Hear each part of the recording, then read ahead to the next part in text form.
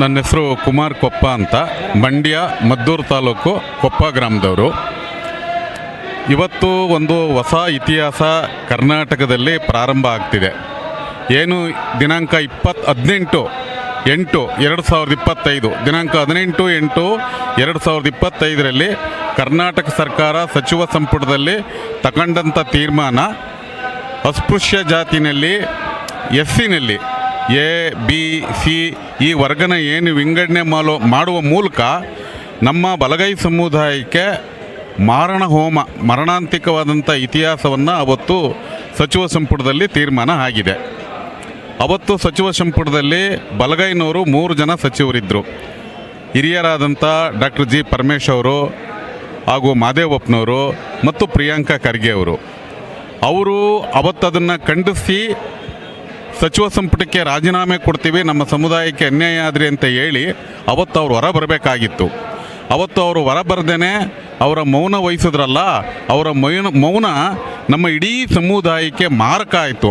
ಹಾಗಾಗಿ ಮೊದಲನೇದಾಗಿ ನಾನು ಅವರು 3 ಜನರ ಅವತ್ತಿನ ತೀರ್ಮಾನವನ್ನು ಖಂಡಿಸ್ತೀನಿ.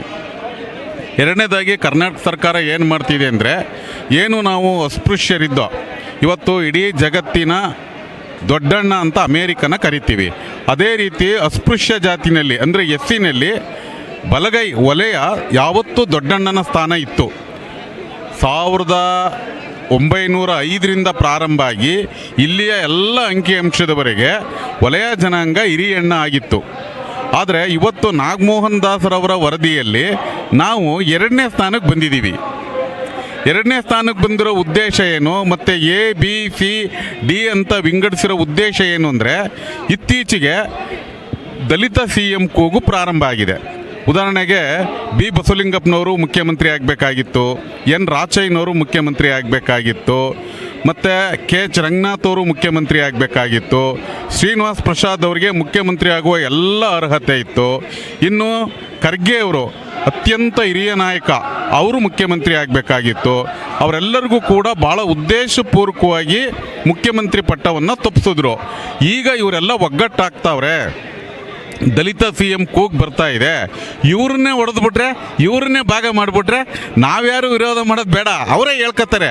ನೀವು ಹೇಗೆ CM ಕೊಡೋದಾದರೆ ನಾನು ಬಿ ಒಪ್ಪಲ್ಲ, ವಿರೋಧ ಮಾಡ್ತೀನಿ, ನೀವು ಬೇರೆಯವ್ರಿಗೆ ಕೊಡಿ, ಆದರೆ ಹೇಗೆ ಕೊಡಬೇಡಿ.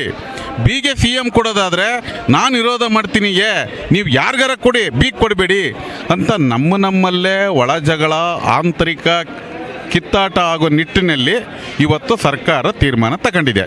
ಇನ್ನು ಅಂಬೇಡ್ಕರ್ ಅವರು ಒಬ್ಬ ಅದ್ಭುತ ವಿಚಾರವಂತ, ದಾರ್ಶನಿಕ, ಚಿಂತಕ, ಸರ್ವಶ್ರೇಷ್ಠ ನ್ಯಾಯವಾದಿ.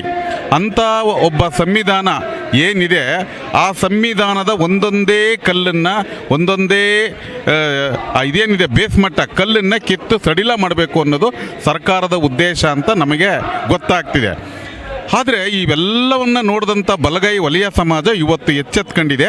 ಏನು ಅಂದರೆ, ಸರ್ಕಾರವನ್ನು ಏನು ಅವತ್ತು ಅಂಬೇಡ್ಕರ್ ಸಂವಿಧಾನ ಬರೆದು ಹೇಳಿದ್ರು, ಇಲ್ಲಿವರೆಗೆ ರಾಜ ರಾಣಿ ಹೊಟ್ಟೆಲಿ ಉಡ್ತಿದ್ದ, ಆದರೆ ಇವತ್ತು ರಾಜ ರಾಣಿ ಹೊಟ್ಟೆಲಿ ಉಡೋದಿಲ್ಲ, ಬೂತಲ್ಲಿ ಉಡ್ತಾನೆ, ಮತದಾನದ ಬೂತಲ್ಲಿ ರಾಜ ಉಡ್ತಾನೆ ಅಂತ ಅಂದರು. ಇವತ್ತು ಪ್ರಾರಂಭ ಆಗಿದೆ ಒಂದು ಕೂಗು. ಏನು ಮಹಮ್ಮದೀಯ ಸಮುದಾಯ ಡೆಲ್ಲಿಲಿ ಒಂದು ಕೂಗು ಕೊಟ್ಟರೆ ಕಾಂಗ್ರೆಸ್ಗೆ ಹಾಕಿ ಅಂದರೆ ಕಾಂಗ್ರೆಸ್ಗೆ ಹಾಕ್ತಾರೆ, BJPಗೆ ಅಂದರೆ BJPಗೆ ಹಾಕ್ತಾರೆ, JDS ಅಂದರೆ JDSಗೆ ಹಾಕ್ತಾರೆ. ಇವತ್ತು ಬಲಗೈ ಸಮುದಾಯ ಒಗ್ಗಟ್ಟಾಗಿದೆ.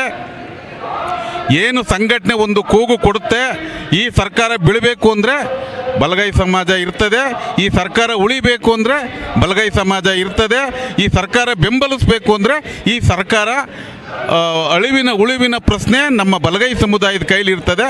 ಹಾಗಾಗಿ ನನಗೆ ವೈಯಕ್ತಿಕವಾಗಿ ನಂಬಿಕೆ ಇದೆ, ದಿನಾಂಕ 27 ಏನು ಸಚಿವ ಸಂಪುಟ ಇದೆ ಅಲ್ಲಿ ಆರೋಗ್ಯಕರವಾದಂಥ ತೀರ್ಪು ಬರುತ್ತೆ. ಹಳೆಯ ಅಂಬೇಡ್ಕರ್ ಅವರ ಮೀಸಲಾತಿಯನ್ನೇ ಮುಂದುವರಿಸೋಂಥ ತೀರ್ಪು ಬರ್ತದೆ. ನನ್ನ ಚಿಕ್ಕಪ್ಪನ ಮಕ್ಕಳು ಮಾದಿಗ ದಂಡೋರ, ನಾವು ಚಿಕ್ಕಪ್ಪ ದೊಡ್ಡಪ್ಪ ಮಕ್ಕಳು, ನಾವು ಅವರು ಸೌಹಾರ್ದತೆಯಿಂದ, ಭಾವೈಕ್ಯತೆಯಿಂದ ಬಾಳುವ ತೀರ್ಮಾನವನ್ನು ಮಾನ್ಯ ಮುಖ್ಯಮಂತ್ರಿಗಳು ಮತ್ತು ಸಚಿವ ಸಂಪುಟ ತಗೋತದೆ ಅನ್ನೋ ಆಶಾಭಾವನೆ ನಮಗಿದೆ. ನಾವು ಮುಂದೆ ಅದ್ರ ವಿರುದ್ಧ ಇರ್ತೀವಿ ಅಂತ ಸಂಘಟನೆ ತೀರ್ಮಾನ ತಗೊಂಡಿದೆ. ಸಂಘಟನೆ ಏನು ತೀರ್ಮಾನ ತಗೊಂಡು ಅದು ಸಂದೇಶ ಕೊಡ್ತದೆ, ಆ ಸಂದೇಶನ ಪಾಲನೆ ಮಾಡೋಕ್ಕೆ ನಾವು ಸಿದ್ಧರಿದ್ದೀವಿ, ಬದ್ಧರಿದ್ದೀವಿ.